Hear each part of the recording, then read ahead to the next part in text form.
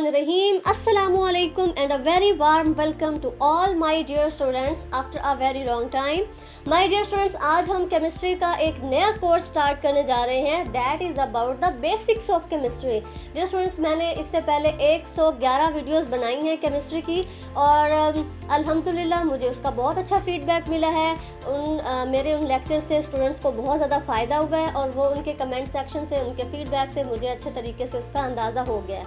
तो dear students, अभी मैं केमिस्ट्री का एक नया कोर्स स्टार्ट करने जा रही हूँ. ये उन स्टूडेंट्स के लिए है जिनकी केमिस्ट्री थोड़ी वीक है. अगर आप क्लास 9th के स्टूडेंट हैं तो आपके लिए ये लेक्चर बहुत ही ज़्यादा बेनिफिशियल होगा. ये लेक्चर नहीं बल्कि जो आने वाली जितनी भी वीडियोस होंगी, जो बेसिक्स ऑफ केमिस्ट्री का जितना कोर्स मैं पढ़ाऊँगी, वो आपके लिए बहुत ही ज़्यादा बेनिफिशियल और आपके लिए बहुत ज़्यादा इंटरेस्टिंग भी होगा. लेकिन अगर आप FSC के स्टूडेंट हैं या BS के हैं और आप अपनी केमिस्ट्री को इम्प्रूव करना चाहते हैं, अपने सब्जेक्ट पे ग्रिप हासिल करना चाहते हैं, तो I warmly welcome to all of you. So why we are waiting, let's start. What is atom?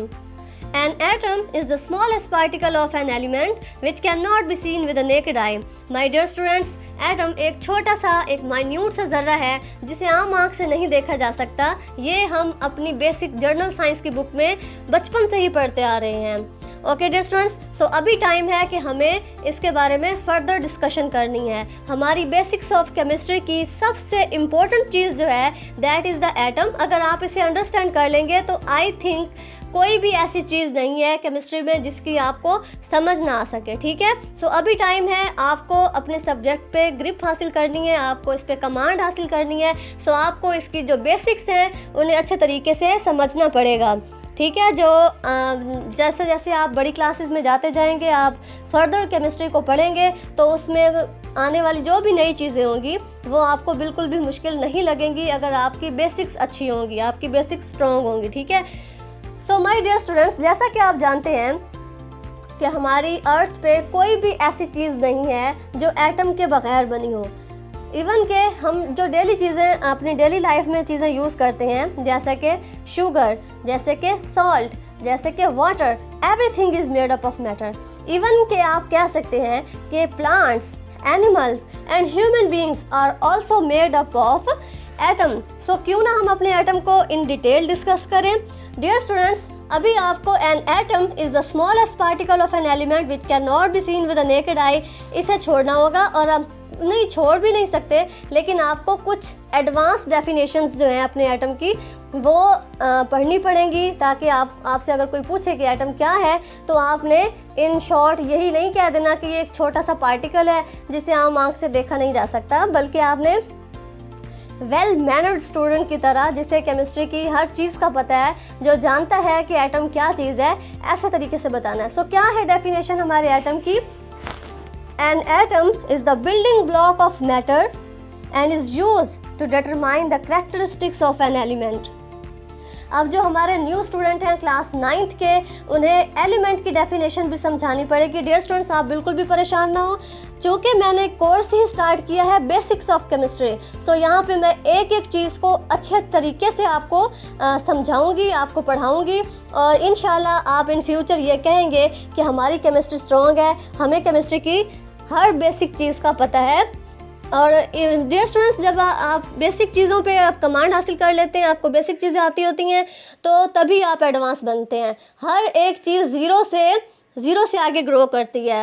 हर कोई ज़ीरो से हीरो बनता है, कोई भी पहले पैदाइशी हीरो नहीं होता. ठीक है, सो हम कह रहे थे कि an atom is the building block of matter which is used to determine the characteristics of an element.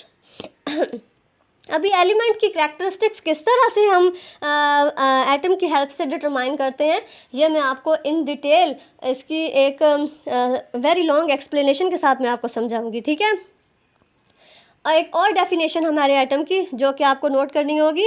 N atom is the smallest unit of matter. An atom is the smallest unit of matter that retains the chemical properties of an element. So अभी हमने आज दो नई definitions पढ़ी हैं अपने atom की. एक डेफिनेशन जो कि हम बचपन से ही जानते हैं, an atom is the smallest particle of an element which can not be seen with the naked I.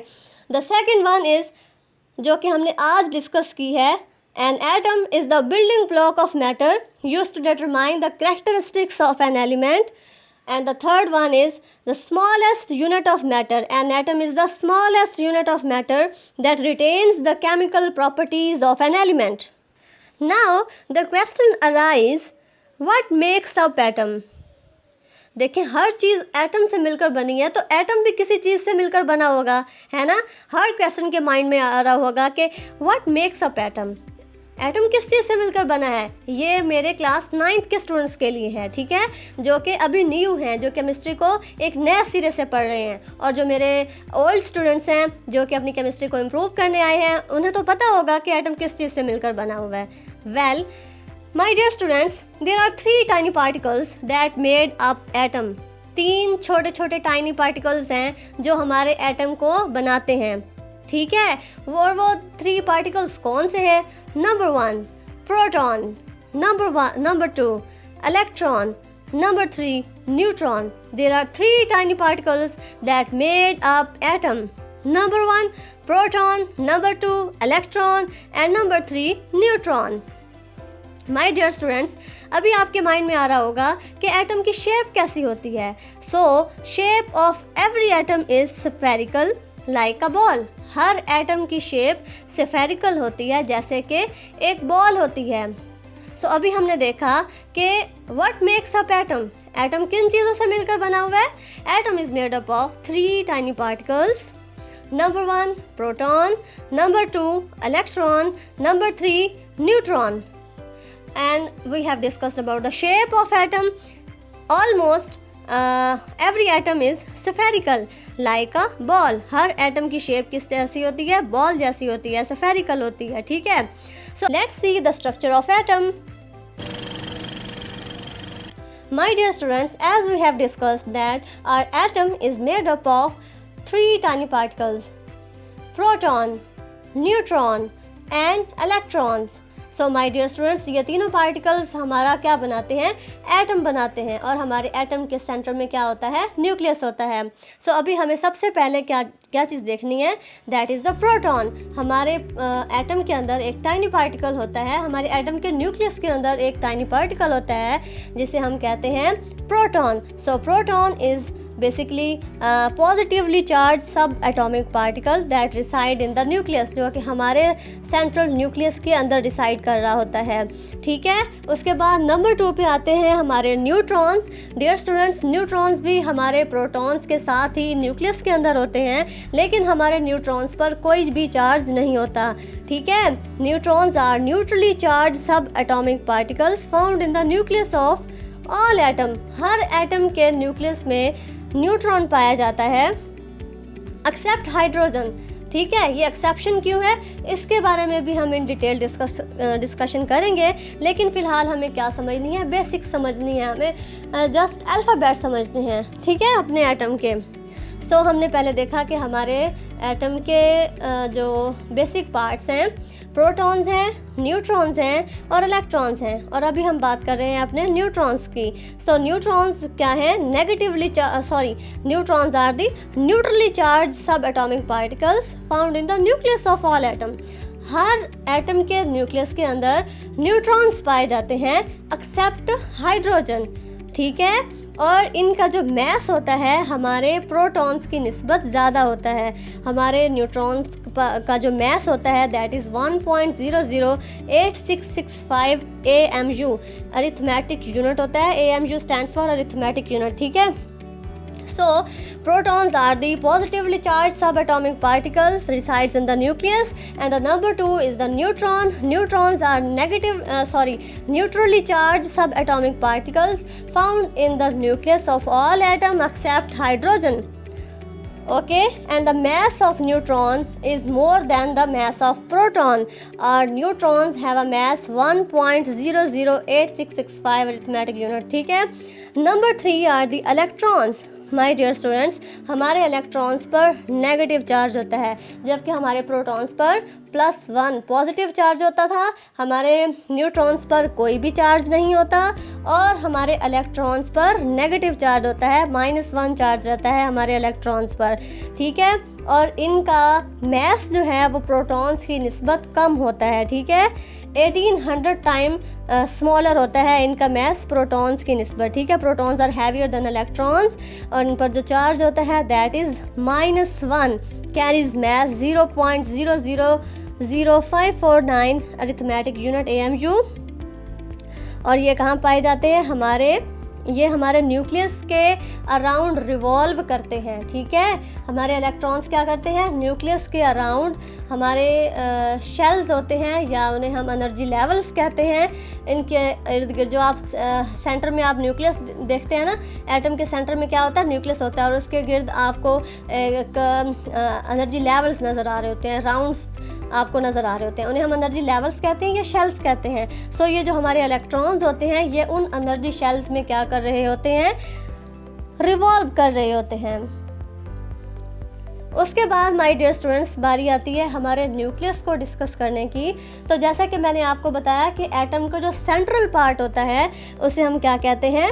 Nucleus कहते हैं। This part determines a wide range of properties, ठीक है। ये जो हमारा एटम का सेंट्रल पार्ट होता है ना जिसे हम न्यूक्लियस कहते हैं, इसके अंदर बहुत सारी इन्फॉर्मेशन होती है। जैसा कि अगर हम किसी भी एलिमेंट का एटॉमिक नंबर अगर फाइंड करना चाहते हैं या उसका एटॉमिक मैस बताना चाहते हैं तो वो हम अपने न्यूक्लियस से ही बताते हैं। वो किस तरह से बताते हैं ये मैं आपको आगे बताऊंगी, ठीक है। So number of protons present in the nucleus determine the atomic number of an element, यानी किसी भी हमारे एटम के किसी भी जो मतलब एलिमेंट में जितने नंबर ऑफ प्रोटॉन्स होंगे वही उसका एटॉमिक नंबर होगा। डियर स्टूडेंट्स, अगर आप 9th क्लास के स्टूडेंट हैं तो आपकी बुक में आपको दिखाया गया होगा पीरियोडिक टेबल, वहाँ पे आपको कुछ एलिमेंट्स दिखाए हुए हैं, नंबर वाइज एलिमेंट है ना। तो उनकी जो नंबरिंग है ना वो वैसे थोड़ी ना दी हुई है, वो एटॉमिक नंबर की बेसिस पे दी हुई है। एटॉमिक मतलब किसी भी एलिमेंट में जितना नंबर ऑफ प्रोटॉन्स हैं उस हिसाब से, उस तरतीब से उन एलिमेंट्स को पीरियोडिक टेबल में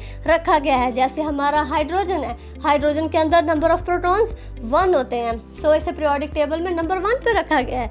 इसी तरह अगर हम अपने कार्बन की बात करें तो कार्बन को आप देखेंगे पीरियोडिक टेबल में नंबर 6 पे रखा गया है। सो इट्स मीन्स कि इसके अंदर नंबर ऑफ प्रोटॉन्स भी 6 हैं। होप सो यहाँ तक आपको अच्छे से समझ आ गई होगी। माय डियर स्टूडेंट्स, अगर आपको आज के हमारे बेसिक्स ऑफ केमिस्ट्री या स्ट्रक्चर ऑफ एटम में किसी भी चीज़ की समझ नहीं आई तो आप कमेंट सेक्शन में राइट कीजिए। इंशाल्लाह I will try to clarify in the next video.